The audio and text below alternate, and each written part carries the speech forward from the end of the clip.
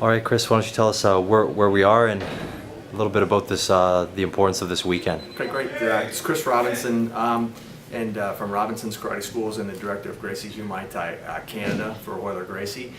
This weekend we had our fourth Warriors Weekend, which basically is a session of training where I've brought together a variety of different martial arts. Last night we had Daniel Fairtex from Fairtex San Francisco, Jeff Jocelyn from Jocelyn's MMA, UFC Apex fighter, Moti Horenstein, former UFC, as well as Pride. He's fought Israeli combat, hand-to-hand guy. Was on the Deadliest Warrior last year, really good episode. The Damon Gilbert, the winningest point fighter of all time in point karate, and then of course my two favorites, Royce Gracie and then my instructor, Professor Royler Gracie, here for this weekend.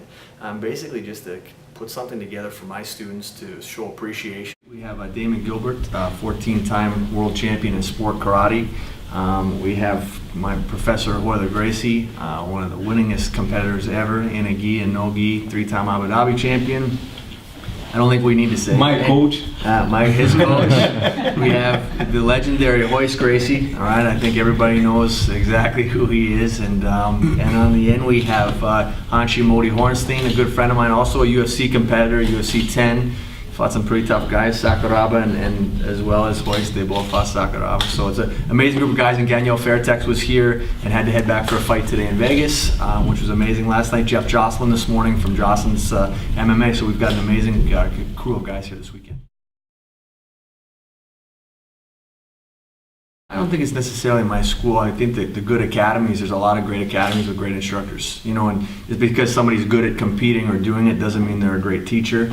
You know, but there's a lot of Gracie Muay Thai, Royce Gracie associate schools, you know, some Henzo Gracie academies, other karate schools. I mean, there's a lot of great martial arts in Canada. I think it's a matter of just finding the right place. You know, I don't think one of us is better than the other, but sometimes the experience can be better.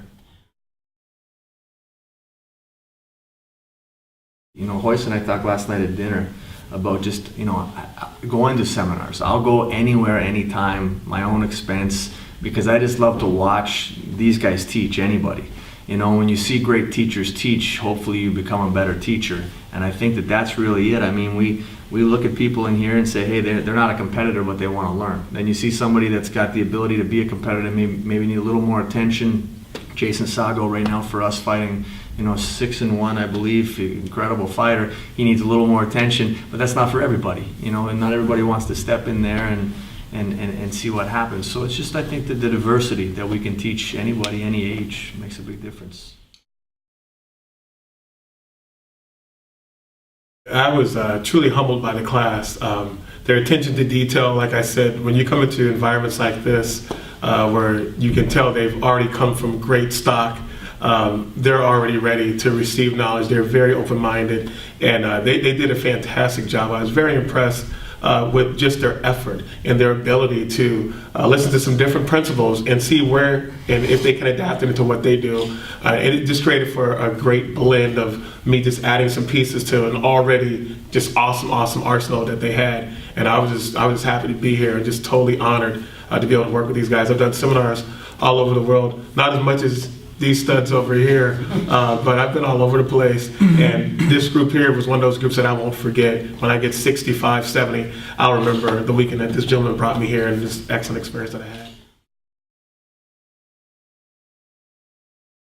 I think this is a whole another level, because you're training with people that will go and really have, you know, when we train regular person outside in the street, you know, might gonna happen, might not. But with those people, you know that they need that for surviving. So the pressure is much more, you know, higher. The way we're teaching them is more real, you know, with the real knife, with the real guns, with the real shooting, with the bullets, you know. So we're taking it to all another level, and we push them to realize that you might gonna get hurt. You might. Those guys really prepare mind, you know, in the mind and set up. You might gonna die. So they go all the way. And the training with them, you know, it's no limit. You take it all the way, and you really work in this way that they will go out from this training hurt, and they know that. And that's the only way they can really be prepared for something that really happened.